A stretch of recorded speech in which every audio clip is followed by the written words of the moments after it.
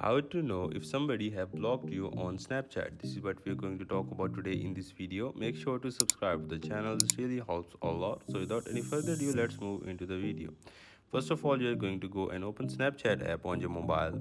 As you open Snapchat app on your mobile, then what you're going to do is you're going to go on the chat option that is located down below and see if the person's chat has disappeared or the previous snaps that you have sent her or him has disappeared or on there.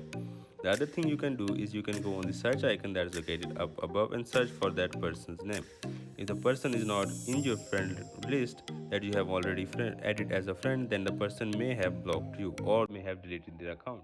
To check if if didn't have deleted the account, you have to ask a friend who have added her or him as a friend, then ask him to find that person, search that person. If the person is in their Snapchat list, that means that the person is not deleted their account, they have probably blocked you. This is how you can tell if the person has blocked you on Snapchat or not. This is all from the video. Make sure to subscribe to the channel. If you have any question, put it down in the comment section. Also, don't forget to hit the like button. Thank you.